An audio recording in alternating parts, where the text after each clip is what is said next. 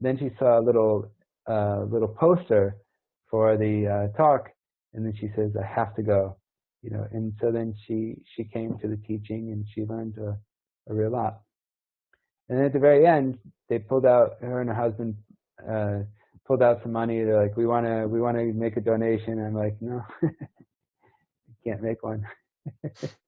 And it's cool, and I think in the end they get really inspired by that. And a matter of fact, he said, the husband said to me, you're a real bhikkhu. He was Indian, and he said that after I didn't accept any money, and I said, if you want to give food, you know, I'll need it tomorrow. It's beyond food giving time. But if you want to give food tomorrow, you can make a donation tomorrow. And he was happy about that. And it inspires people. Some people say you need to be polite and accept what people give and then just throw it away, or give it turn it over to the kapya, turn it over to the helper, you know. But that's not right either. And it doesn't inspire, and it doesn't get put to proper use, because once a monk accepts money, it's not good for him. It's not suitable for him. And this is one of the problems with monks who touch money, who accept money. They teach the wrong thing. They don't inspire people. In every moment, they're dealing with unallowable things that will lead to bad karma for them, unfortunately. So can you talk a little about that? I mean, using some strong words to people. I mean, it probably makes some sense to you, but hearing it sounds like, you know, terrible. Can you elaborate a little bit? I mean, I understand from the perspective of social designations and disrespecting a title, which is supposed to be like a holy title, and then you're kind of creating like certain reverberations in society where a monk becomes something other than what it was supposed to be, or something like that. But what about like personally creating harm to oneself? Like, what are you thinking? Well, there's a set of rules. There's a class of rules called Nisaggiya Pachitya. Okay, and anything that is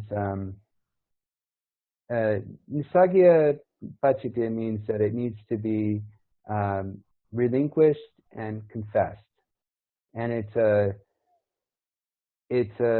unallowable item. Okay, and you know, if we have respect for the Buddha, and monks should have super high respect for the Buddha, right? We should follow the rules of the house. Okay, and it's very clear that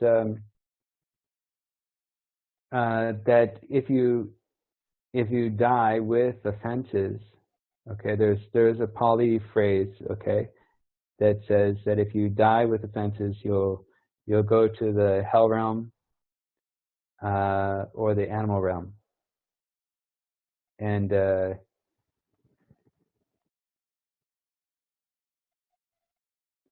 so the problem is, like, suppose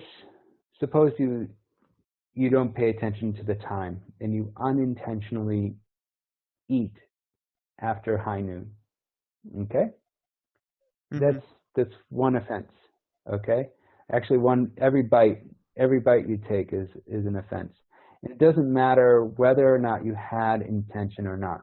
This is what they call an asanya offense. This means there's no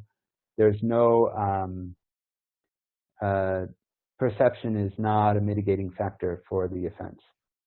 These when you're eating this stuff, this is beyond the time. This is not good. It's not good for you, because the monk, it's one of the rules that's very strict. It's very strict and about eating after high noon. But whatever it is, you know, that offense is finished. That offense is finished, okay? But in a Nisaggiya Pachitya rule, this class of offenses where things need to be forfeited and confessed, okay, this offense is still creating problems. Just like every bite of eating food will not be good for you, okay? It's breaking an offense. It has bad negative karma, okay? But when you have something, you have money, you have a telephone that you bought, or you have a car that you bought, or you have anything that you bought. Your own people buy their own robes, people buy their own bowls, and the Buddha said that if you buy iron and you make a bowl, it's the great unallowable. Even the food you collect with that bowl is not allowable. Okay? And so everything, as long as you have this property, you can never be pure, actually. You can never be pure. We have what we call an apati desana. Apati desana is to confess your offenses. And some people think that if you just, spit out the formula, that you become pure again. And we do this every 2 weeks when we have the patimokkha, when we have the recitation of the rules. The monks are supposed to come, and everyone does this confession, and then everyone goes into the hall, and they hear someone recite the rules. And if it's just a Pali formula, if it's just something we say in another language, it might not have any meaning. But if we were to look at the meaning, it says, the first one is, Venerable Sir, I have all these rules that I make open to you. Okay, and then the senior monk says, sadhu, sadhu, sadhu. And then that means, well done, well done, well done.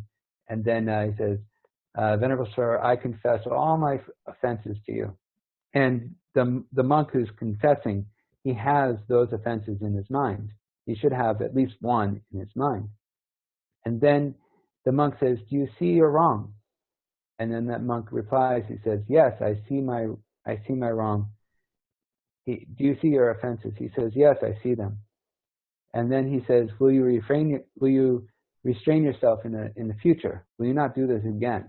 And the monk has to say, yes, I won't do this again in the future.